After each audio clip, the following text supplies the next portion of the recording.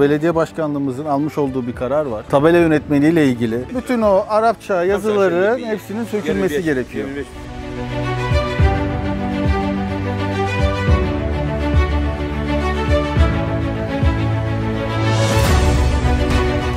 Tabelalarla alakalı bizim bir uygulamamız var. Tabelanızın Türkçe karakter emlak haricinde hiçbir şey yok. Bunun uygun hale getirilmesi için size 7 gün süre vereceğiz. Bununla alakalı bilgilendirme yazısı imzalayacağız. Akabinde biz kontrollerimizi sağlayacağız. Eğer ki kaldırmamış veya değiştirmemiş olursanız bununla alakalı gerekli yasal prosedürü biz uygulayacağız. Bilginiz olsun.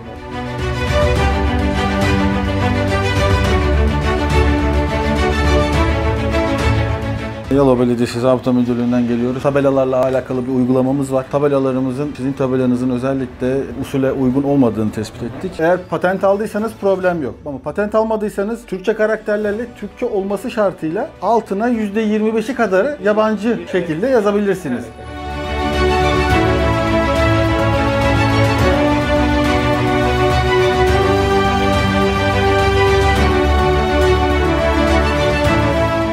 Tabelalarla alakalı bir uygulamamız var. Tabela ve dışarıdaki reklamlarla alakalı. Arapça kelimeleri, harfleri ancak Türkçe kelimelerin %25'i kadar yazabiliyorsunuz. Bununla alakalı usulsüz.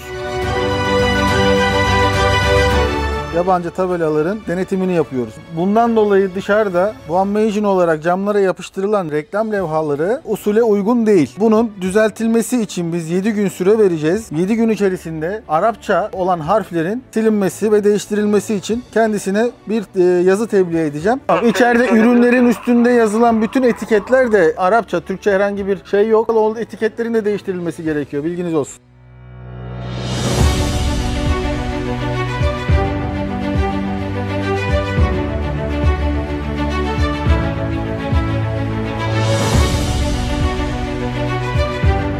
Tabela, ilan ve reklam yönetmeliğine aykırı.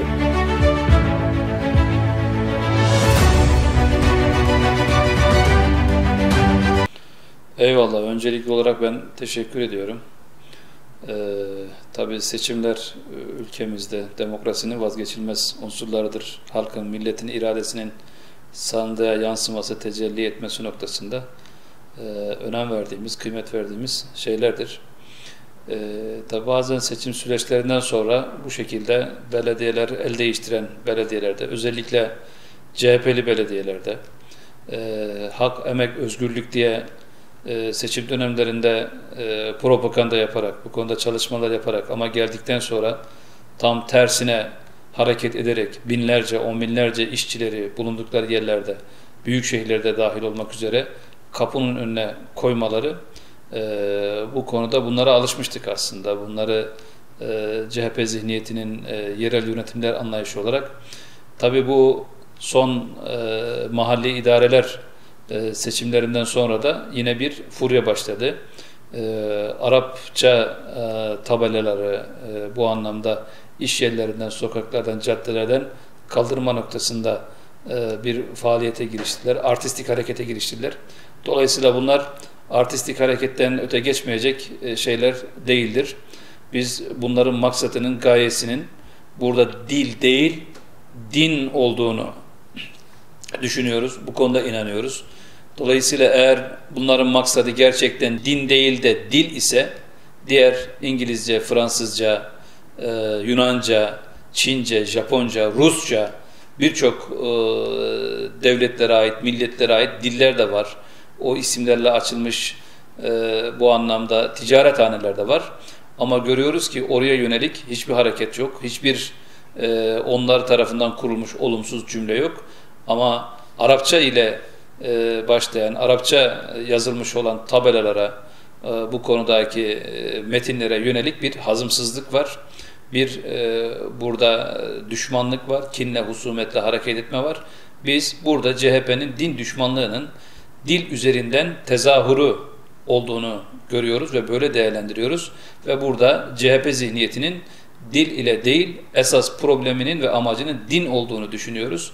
Bizler de Diyanet Sen olarak, Memur Sen ailesi olarak bu çarpık zihniyete karşı, bu çapsız yerel idarecilere karşı da her türlü mücadelemizi sürdüreceğiz. Bu anlamda çalışmalarımızı da yürüteceğiz.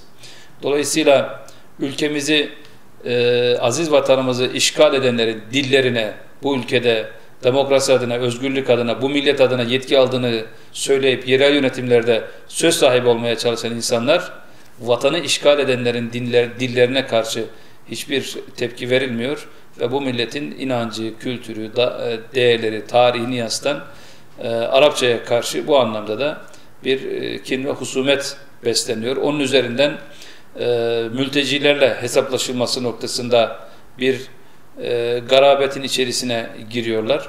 Dolayısıyla eline düşmüş, ocağına düşmüş, bu konuda eman dileyen insanları bu konuda hırpalanması da, bu konuda itibarsızlaştırılmasını da doğru bulmuyoruz bizler. Eğer bir dil ile ilgili, dezenformasyonla ilgili dil üzerinde bir çalışmalar yapılacaksa bunlar mantıklı, makul, ayakları yere basan bir şekilde sivil toplum endeksli çalışmalar yapılarak bu milletin tarihine, kültürüne, inancına hakaret etmeden, zarar vermeden bu anlamda yapılması gerekir diye düşünüyoruz.